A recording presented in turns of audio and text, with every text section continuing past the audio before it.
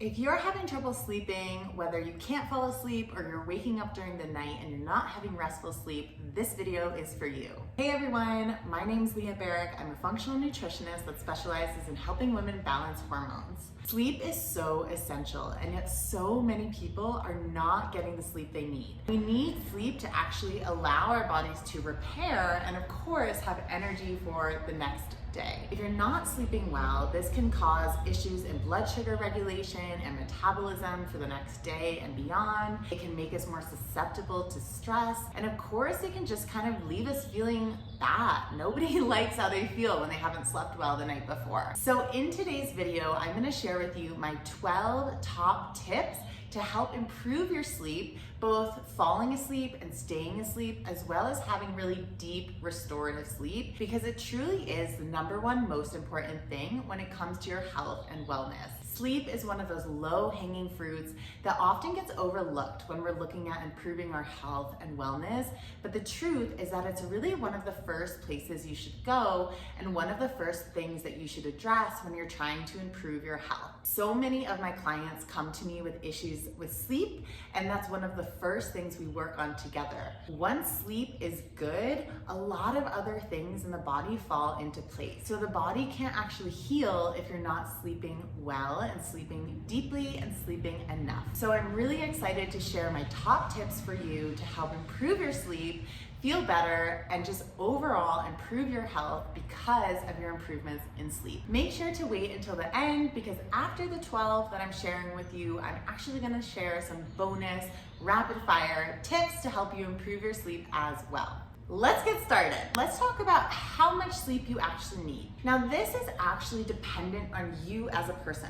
Some people can get by with 7 hours, but I find that for most people, they need 8 to 9, sometimes even 10 hours of sleep. So we want to make sure that we're prioritizing our sleep so that we're getting enough. Now, the first tip that I have for improving your sleep is to be off electronic devices that have blue light at least an hour before bed. This includes your cell phone, your iPad, your TV, your laptop. All of these emit what we call blue light. Blue light increases our cortisol, which is our stress hormone, which actually is designed to wake us up. So if we are on these devices before bed, that actually inhibits melatonin, which is our hormone that we need to get sleepy, and it increases our cortisol. And this is the opposite of what we want when we're sleeping. Before bed, we ideally want our cortisol low and our melatonin high, and that really helps us get sleepy and improve our sleep quality as well. So to do this, we want to make sure that we're off our electronic devices at least 1, if not 2 hours before bed. Second tip to improve your sleep is to go to bed at the same time every day and wake up at the same time every morning.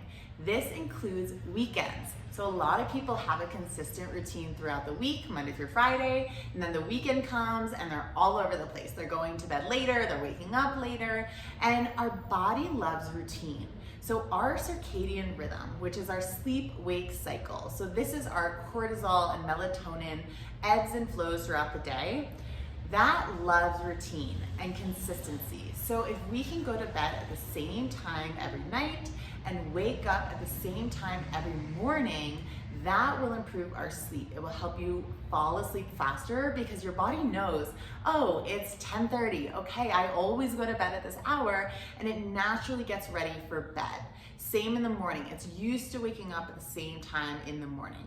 So I recommend figuring out what your ideal bedtime is, what your ideal wake time is, and then really sticking to that. That can be a huge, huge change in the quality, and especially for someone that has trouble falling asleep or you feel really tired in the morning, this one's really important for you.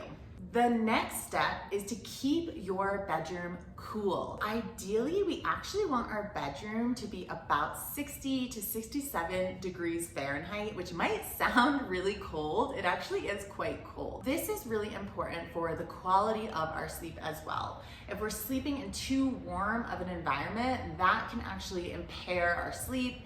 We can wake up in the middle of the night if we're too hot.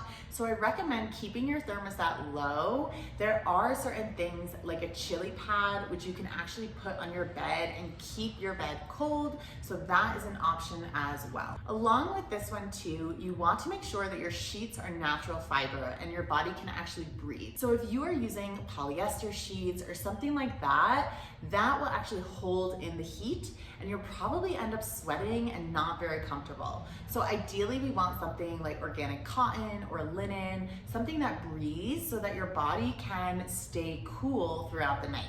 Our next tip is nutrition related. So for this, we ideally want to finish dinner and finish our last meal of the day at least 3 hours before bed. If we eat too close to bedtime, that can actually impair sleep. So we need to give our body time to actually metabolize, to digest our food so that we go to bed with an empty stomach. So you want to make sure that you give yourself time to actually properly digest before bedtime. My next tip is to avoid caffeine after 3 p.m.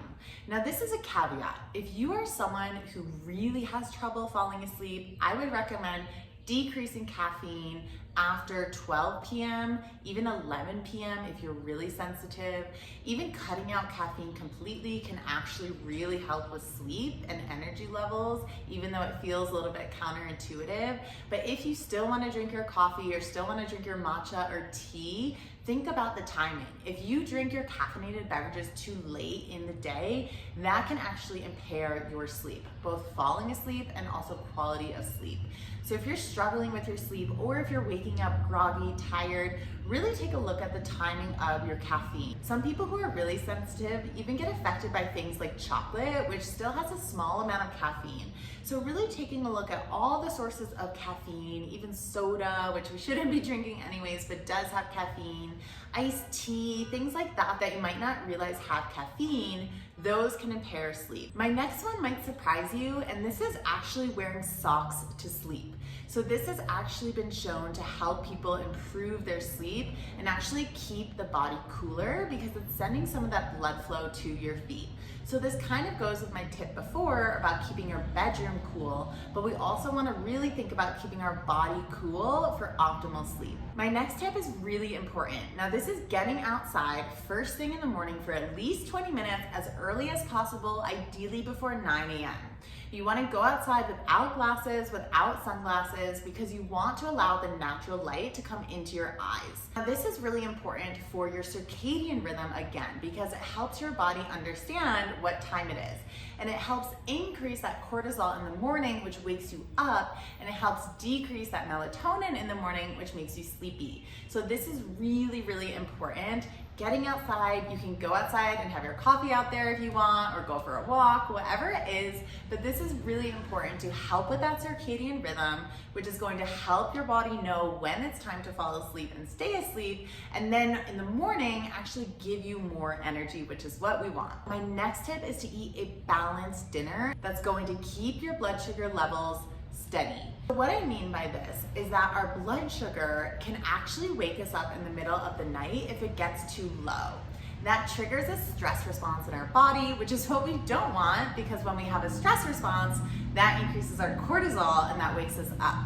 So ideally we want our blood sugar levels to remain fairly steady throughout the night. And so to do this, we want to make sure that our dinner is very balanced. We want to prioritize healthy protein and healthy fat, especially, and then also fiber as well. So rather than having a big plate of pasta or some pizza or a really high carb meal that doesn't have protein, doesn't have healthy fat, doesn't have enough fiber, that meal will likely wake us up in the middle of the night versus a meal like some chicken with broccoli and sweet potato or something along those lines that has protein, healthy fat, and fiber. This is really important for keeping those blood sugar levels steady throughout the night so that you can sleep through the night without having any drops in blood sugar, which will then wake you up. My next tip is to use blue blocking glasses. So this goes back to that blue light that really disrupts our circadian rhythm if we're exposing ourselves to it at the wrong time of day. There's two different kinds of blue blocker glasses. One is transparent, and you wear these throughout the day while you're on your screen. So if you're at work, you can use these while you're on your laptop. And then the other type is meant for after the sun goes down. These ones have an amber hue or an orange hue, and these are important because once the sun goes down, if we are exposed to that blue light again, that in and of itself can disrupt that circadian rhythm. So this is especially true if you are on electronic devices before bed. Let's say you go to the movies, or you've got to catch up on some work, or you're catching up on some text messages, whatever it is. Ideally, we want to be off those electronic devices, but if we do need to be on them, it can be really helpful to actually use those blue blocking glasses. If you want the brand I recommend, let me know in the comments below and I can send them. But this is a game changer, especially for someone who has a really hard time staying off your devices before bed. My next tip is to make sure that your bedroom is 100% dark. So a lot of people have light coming from electronics, from outside your window, from different places, and this disrupts our sleep. So ideally, we want our room as dark as possible. You shouldn't be able to see your hand in front of your face when everything's dark as you're going to bed. So you might need to buy some blackout curtains. Some people like to take some black tape and put it over electronics so that you're not seeing the light from those electronics. I also recommend using an eye mask. That's really helpful to help keep that light out. If you want my eye mask recommendation, I'm in love with mine. Let me know in the comments below and I can send it to you. My next tip is really important, and this has to do with alcohol. Avoiding alcohol if you have issues with sleep can be a game changer. Alcohol, though initially it helps us fall asleep, many people mistakenly think it actually helps with sleep, and this is not true because it's actually impossible to get deep sleep under the influence of alcohol. So even though you might be asleep, you're not getting the most out of your sleep that you'd be able to, and you might even experience wakings during the night. The last step to help improve your sleep is to move your exercise earlier in the day, especially if you're doing cardio. Exercise is amazing and actually can help improve your sleep, but we actually want to pay attention to the timing because exercise increases cortisol, our stress hormone. Now, this is a good thing, but we don't want to increase cortisol right before we need to go to bed.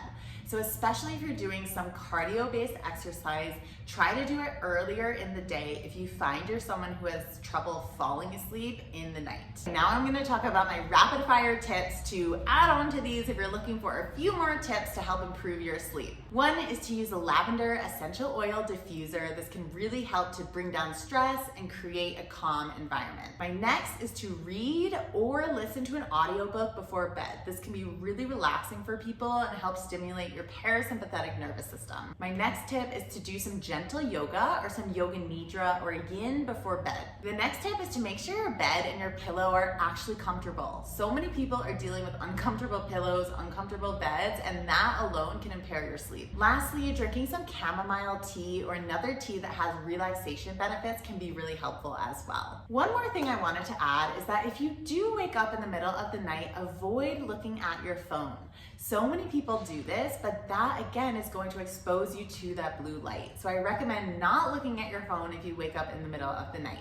All right, so those are my top tips for helping you improve your sleep, both helping you go to sleep more easily and also stay asleep and have deeper rest so you feel so much better in the morning. If you have any questions, please let me know in the comments below. I love engaging with all of you, and make sure to like and subscribe for more content like this, and I'll see you next time.